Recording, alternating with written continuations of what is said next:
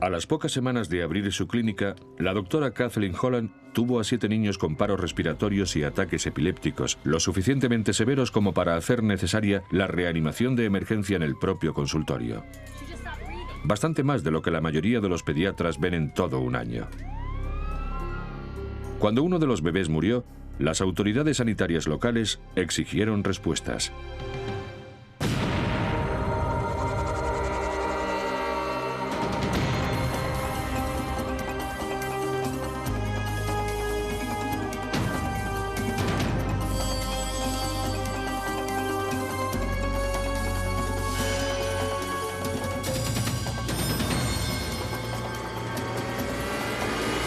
Crímenes imperfectos.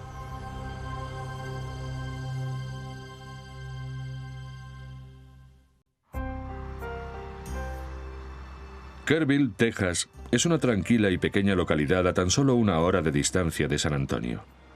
A pesar de que Kerrville es principalmente una comunidad de jubilados, la doctora Kathleen Holland vio en ella oportunidades de negocio. Abrió la segunda clínica de pediatría de Kerrville.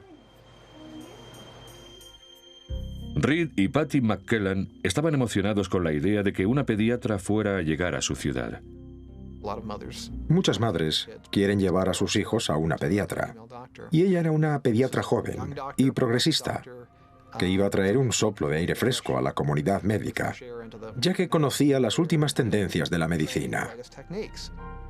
La hija de los McKellan, Chelsea, fue una de las primeras pacientes de Holland cuando abrió su clínica en 1982.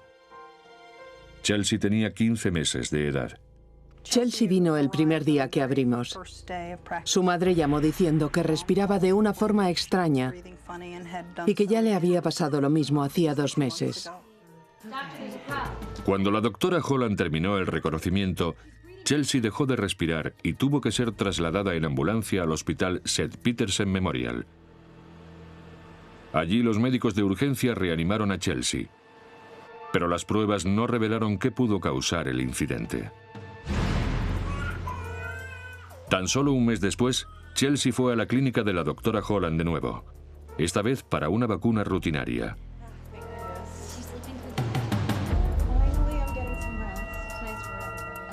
Tras vacunarla, Chelsea dejó de respirar, se puso azul y tuvo un ataque epiléptico. De nuevo, la niña fue trasladada al hospital Petersen Memorial, donde fue estabilizada. Ese mismo día llevaron a Chelsea en ambulancia a San Antonio para que la viera un especialista. La doctora Holland seguía a la ambulancia en su coche. De camino, Chelsea sufrió un paro cardíaco.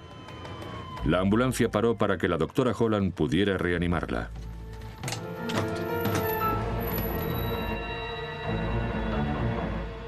Fui corriendo a la ambulancia. Empecé a hacerle la reanimación cardiopulmonar y pregunté que dónde estaba el centro médico más cercano.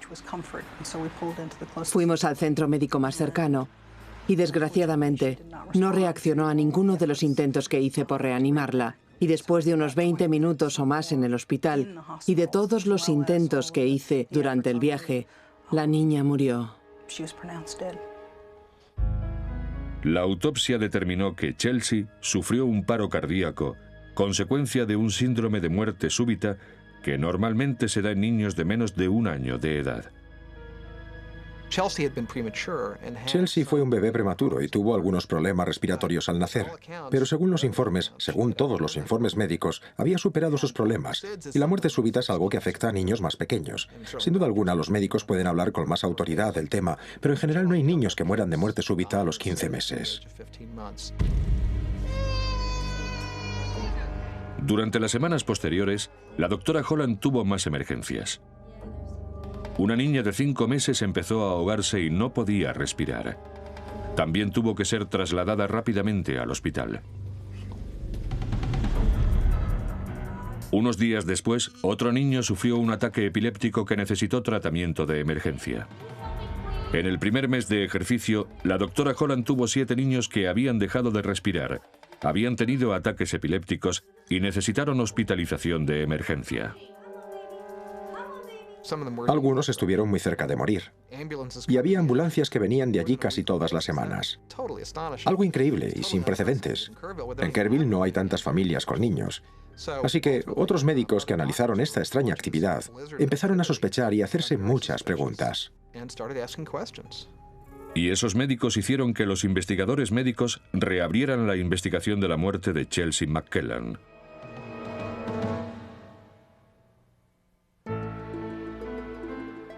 En el primer mes de ejercicio, la doctora Kathleen Holland había tenido 7 niños con ataques epilépticos y problemas respiratorios en su clínica y tuvieron que ser hospitalizados. Uno de esos pacientes, Chelsea McKellan, de 15 meses de edad, murió como consecuencia de un paro cardíaco mientras era trasladada al hospital. La dirección del hospital Petersen Memorial pidió a la doctora Holland que asistiera a una reunión para discutir la situación. Yo era una de las principales sospechosas. Y mi reputación, evidentemente, cayó en picado. También sometió a mi matrimonio a una gran presión. Y económicamente, las cosas fueron de mal en peor. Durante la reunión, la doctora Holland analizó todos y cada uno de los casos para el comité. Según ella, todos los incidentes se podían explicar por las historias médicas de los niños. Chelsea fue una niña prematura y con problemas respiratorios incluso antes de venir a mi consulta. Un miembro del comité preguntó a la doctora Holland si utilizaba el medicamento succinilcolina en su consulta.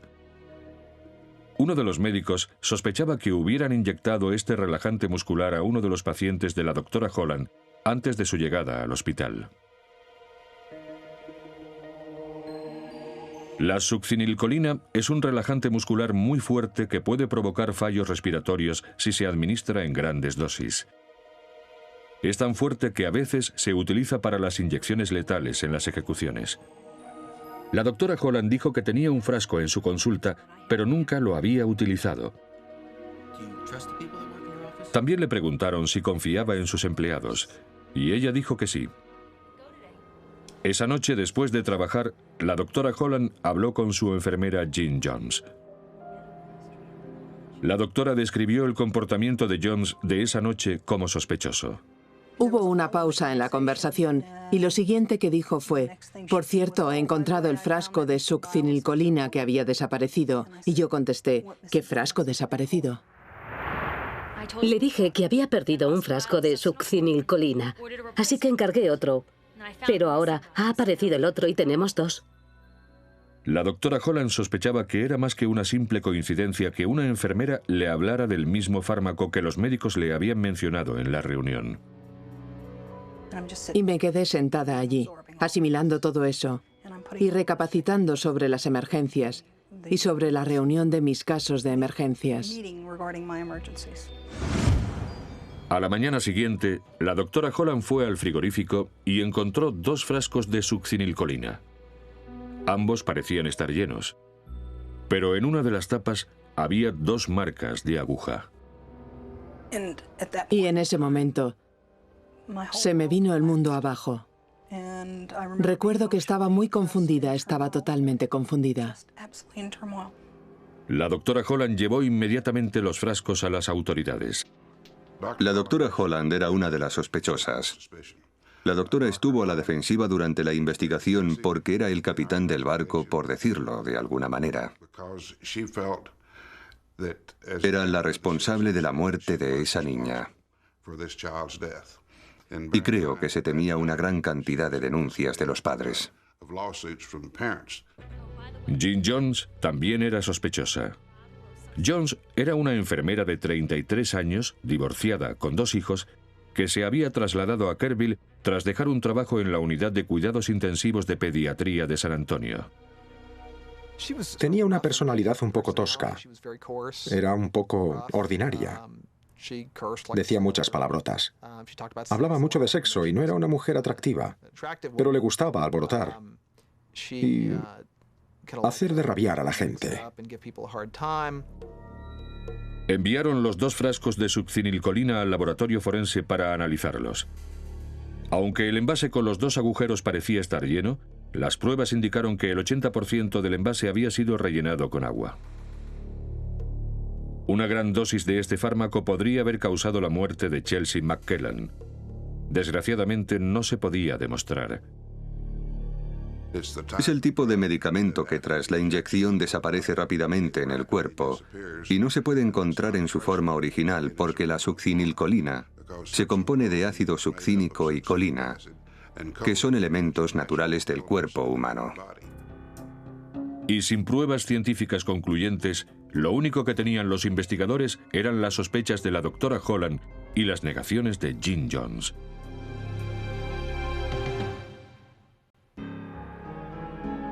El fiscal de distrito, Ron Sutton, empezaba a sospechar que a Chelsea McKellan, de 15 meses de edad, y a algunos de los otros niños de la clínica de pediatría de la doctora Holland se les había inyectado de forma intencional succinilcolina, un fuerte relajante muscular. Todos los bebés que fueron a la clínica con un problema médico potencialmente serio tuvieron ataques epilépticos repentinos.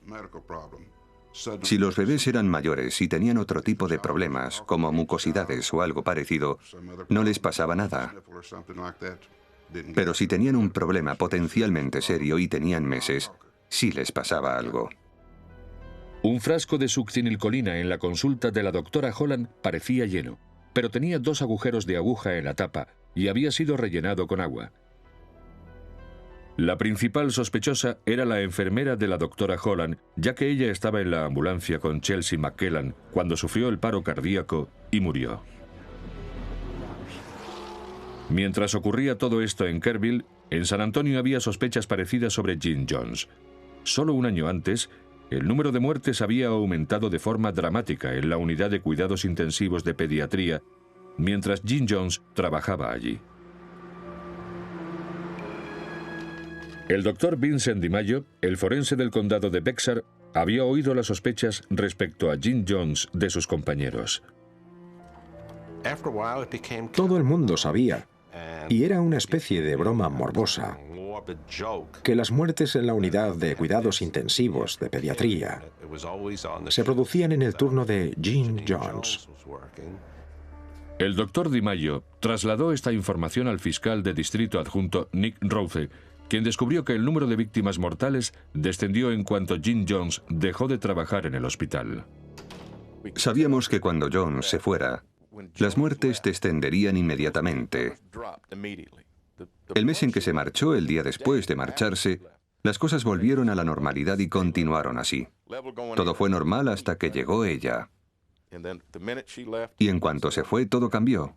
Fue muy rápido. Todo volvió a la normalidad. Los agentes de San Antonio solicitaron los servicios del Centro de Control de Enfermedades de Atlanta, Georgia, la agencia de investigación médica más importante del mundo. El doctor Gregory Istri fue el epidemiólogo encargado de analizar el número de muertes en la unidad de cuidados intensivos. El hecho de que las muertes empezaran a descender a finales de los años 70 y a principios de los 80, y de que volvieran a aumentar en 1981 y 1982, y el hecho de que las muertes se produjeran principalmente en los turnos de tarde, me hizo pensar que había algo raro en todo aquello. El aumento de muertes en la unidad de cuidados intensivos coincidió con las fechas en que Jim Jones trabajó allí, y Jones trabajaba en el turno de 3 a 11. Sin embargo, había más de 200 personas que habían trabajado en la unidad de cuidados intensivos de pediatría. Médicos, enfermeras, celadores, terapeutas, técnicos y médicos residentes. El doctor Istri comenzó su investigación asignando a cada empleado un número. Hizo un gráfico con los 200 empleados del centro en el que se produjeron las 30 misteriosas muertes y las 50 emergencias médicas inexplicables. La enfermera 32 tenía un alto índice de muertes de pacientes cuando estaba trabajando, un índice mucho mayor que cuando no estaba trabajando. De hecho, ese índice era 10 veces mayor. El índice de muertes era 10 veces mayor cuando ella estaba trabajando que cuando no estaba trabajando. ¿Y cuál era la identidad de la enfermera número 32? La enfermera número 32 era Jim Jones. Era Jim Jones. Los fiscales encontraron pruebas de que los supervisores de la unidad de cuidados intensivos sospechaban que Jean Jones estaba implicada en estas misteriosas muertes. Pero en lugar de investigarla, la dirección del hospital sencillamente se deshizo de todas las enfermeras profesionales de la unidad, entre las que estaba Jean Jones. Así que hicieron un estudio y empezaron a centrarse en Jean Jones. Decidieron despedir a todas las enfermeras. Así se podrían deshacer de Jean. La doctora Holland preguntó a los empleados de allí si Jean era una buena trabajadora. Y le dijeron que sí, que era una buena enfermera. Por tanto, San Antonio se deshizo de Jean y la envió a Kerrville. Las sospechosas muertes de la unidad de cuidados intensivos acabaron cuando Jean Jones dejó de trabajar allí, y los incidentes reaparecieron misteriosamente en el centro médico donde empezó a trabajar Jones.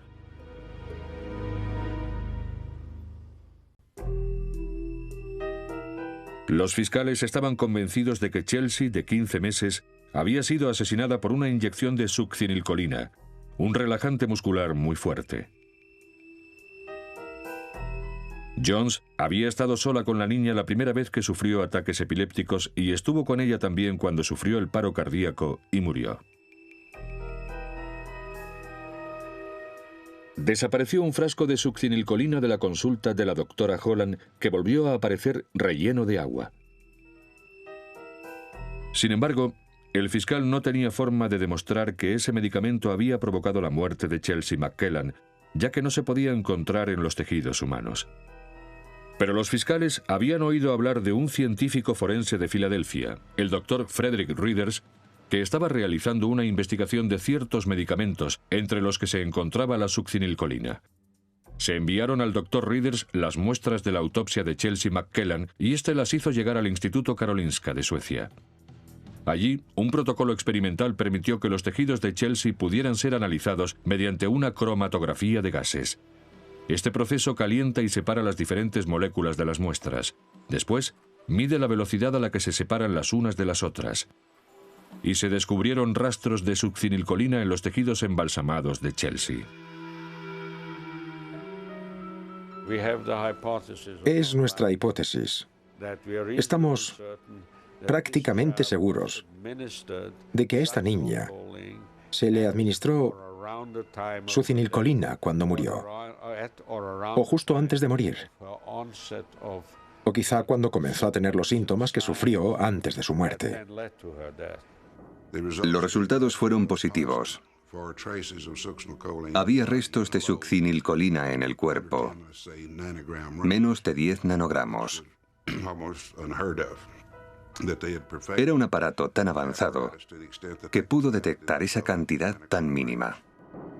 Jean Jones fue acusada del asesinato de Chelsea McKellan. No se declaró culpable. Los fiscales creen que Jean Jones inyectó succinilcolina a Chelsea McKellan en la sala de reconocimientos, mientras la doctora Holland charlaba con la madre de Chelsea. Y posteriormente le volvió a administrar el fármaco en la ambulancia, causándole la muerte. El descubrimiento de succinilcolina en los tejidos de Chelsea McKellan, el frasco con los agujeros en la oficina de la doctora Holland y el hecho de que Jean Jones estuviera sola con todos los bebés en el momento de los ataques epilépticos decía mucho. El último testigo que creo testificó en el caso de Kerrville en Georgetown dijo que habló con Jean en la puerta del hospital Sid Petersen. Y esta le dijo: ¿sabes lo que necesita este hospital? Necesita una unidad de cuidados intensivos de pediatría.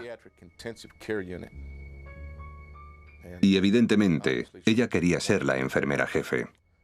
Y creo que la otra enfermera le dijo: bueno, Jean, aquí no tenemos niños tan enfermos como para eso.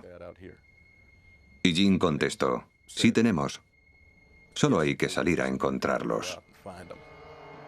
Otra prueba presentada en el juicio fue una nota que Jean escribió cuando la doctora Holland la despidió.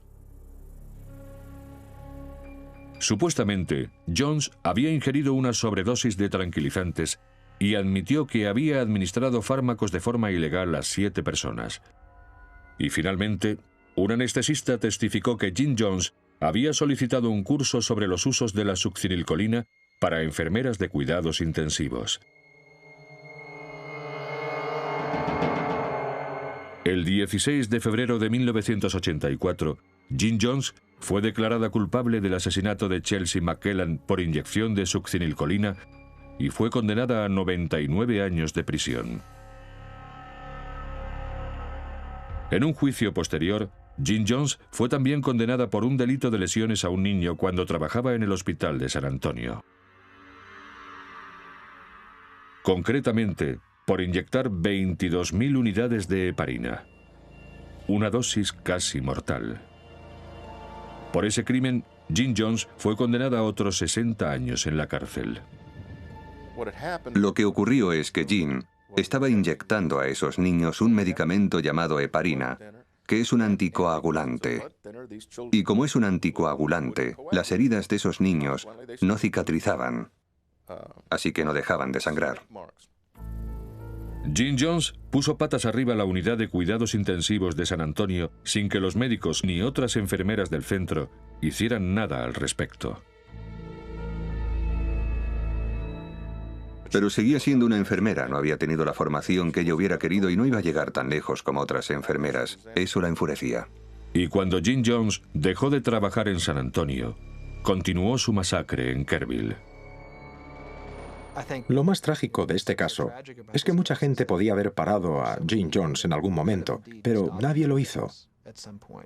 Y es una historia de burocracia médica, una historia de política médica, una historia de instituciones que fracasan en hacer lo que tienen que hacer por las razones equivocadas, porque no querían una mala publicidad, un escándalo, denuncias, y por eso permitieron que Jim Jones siguiera haciendo daño a otros muchos niños en Kerrville y que asesinara a Chelsea McKellan.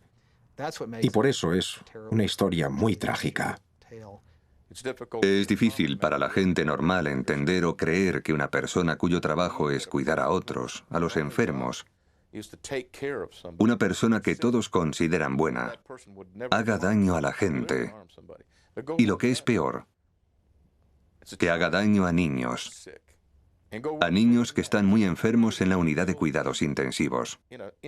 Es algo muy duro de asumir. Ella hizo daño a esos niños deliberadamente. Eso es lo que ve la gente y lo que no pueden entender. Pero lo que muestra este caso es que hay que pensarse las cosas 2 veces. Y si no se puede encontrar una respuesta médica a algo que está ocurriendo, es porque alguien puede estar haciendo algo malo. La doctora Holland dice que antes de contratar a Jim Jones, pidió referencias al hospital del condado de Bexar. A pesar de un matrimonio roto, muchas denuncias y quedar prácticamente arruinada, la doctora Holland no se marchó de Kerrville, siguió trabajando allí. Dice que tardó años en volverse a ganar la confianza de la comunidad. En febrero de 1984, mi trabajo se limitaba a ver a 4 pacientes a la semana. Mi marido se divorció de mí a finales de 1982. Los que habían trabajado conmigo antes me conocían y sabían que yo no estaba implicada.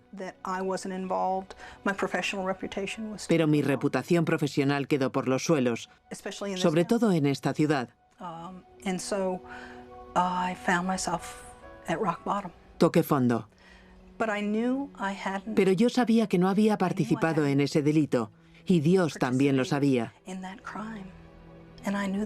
Así que tomé la decisión de que no iba a abandonar, de que no me iba a ir.